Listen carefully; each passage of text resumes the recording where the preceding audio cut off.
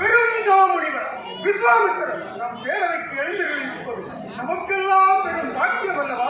வா, அவரை வரவேற்க.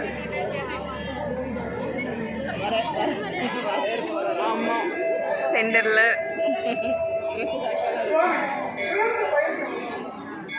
என்ன ட்ரெஸ் கரெக்டா அரசனுக்குள்ள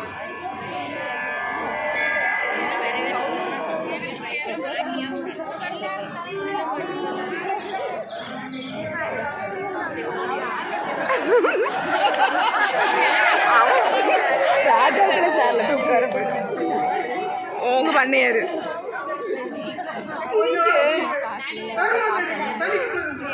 நான் இங்க பத்தின மொபைல் என்னன்னு இருக்காடு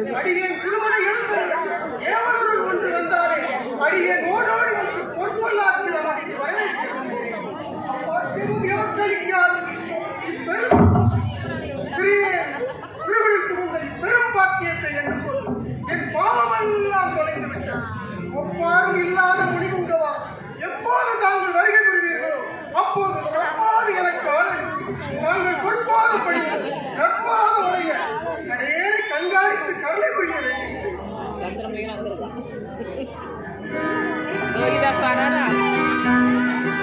ஹரிச்சந்திரா, சொல்லில் பெரியவன் நீ. மானிடருக்கு சொல் என்பது மிக மிக எளிது, ஏற்றனல் கரும்பு. ஆனால் சிகில் என்பதோ மிக மிக அரிது, ஆகவே அது வேம்பு. அப்படியான அன்று அன்று ஹரிச்சந்திரா, நான் குறிப்பிடுவது உண்மையல்ல, பொதுவாக மானிட இனத்தையே குறிப்பிட்டேன். ஹரிச்சந்திரா, அருந்தவத்தோறும் உன் அரண்மனை வர நேரில் அரசனது அனுமதி பெற்றுத்தான் வர வேண்டுமா?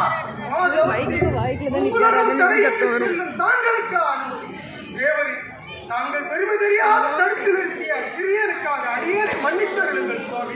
ஹரிச்சந்திரா, இதற்காக நீ மன்னிப்பா கேட்கிறாய்? ஹரிச்சந்திரா, மன்னிப்பா கேட்கிறாய்? மறந்துவிடு. உன் தேனூரும் செல்வயத்தால் என் சிந்தை மிக மகிழ்ந்து ஊரெல்லாம் உருகி வந்த காரியத்தை மறந்து விட்டேனே ஹரிச்சந்திரா. சுவாமி, எடுத்துச் சொல்லுங்கள். அடியேனாலும் காரியம் தாங்களுக்கு தடையின்றி செய்ய தயாராக இருக்கிறேன். தாங்கள் கட்டளையை சிறமீது வைத்து செயல்பட திடசித்தமுடையவராக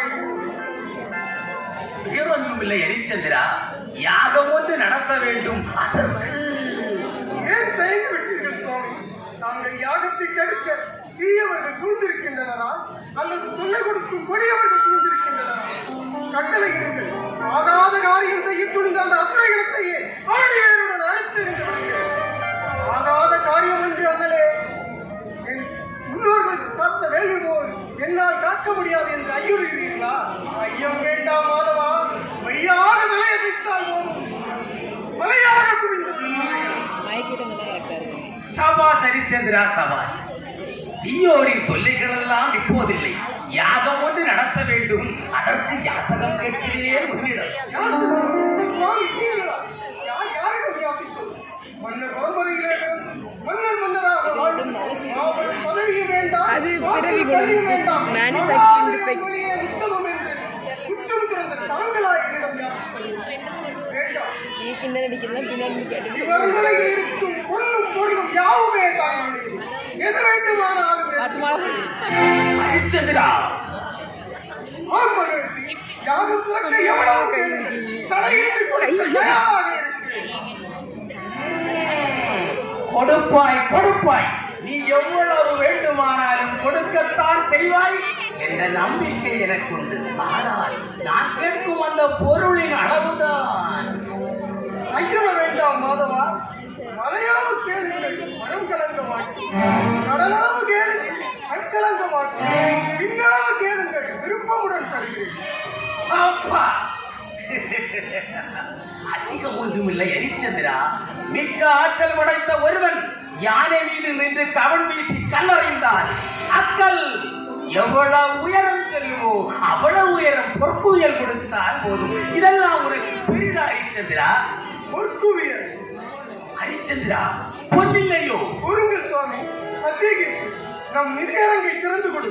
அங்கிருக்கும் திரவியங்களை எல்லாம் ஒன்று திரட்டி அண்ணலார் கேட்டபடி கொடுத்து விடும். ஹரிச்சந்திரா, இப்போதொன்றும் பொன்னிற்கு அவசியமில்லை. யாகம் ஒன்று நடத்தும் போதுதான் பொன் தேவைப்படும். அதுவரையிலும் இந்த பொன் உன்னிடமே இருக்கட்டும். உன்னுடைய குடைத்திறன் சிறந்தோங்கி வளர்க. சுவாமி, தாங்களுக்காக வைத்த பொன் தாங்களுக்காகவே இருக்கு. நல்லது ஹரிச்சந்திரா, நல்லது. பொன் கிடைத்தது பற்றி எனக்கு மிக்க மகிழ்ச்சி. சரி சுவாமி. அண்ணவா, அண்ணவா, ஒருவரது போக்கு நம் குலம் தலைக்கும் நோக்கு. அவருடைய பேச்சு வாழ்விற்கு இன்மையா கிட்ட பொன் பலவிட்ட வாழ் சென்றதின் மர்மம் நம் குலம் தலைக்கும் தர்மம். அப்படியானால் அவர் ஆண்டவன் அருள் பெற்றவர்.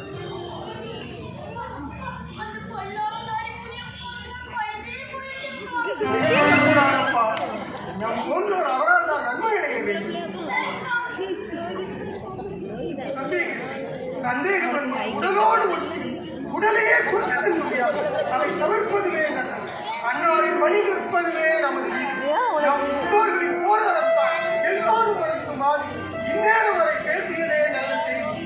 நன்மதியுடைய நடுநிலைத்தவரா சத்தியகிற்கு நாட்டு வளம் காண நாட்டம் கொண்டு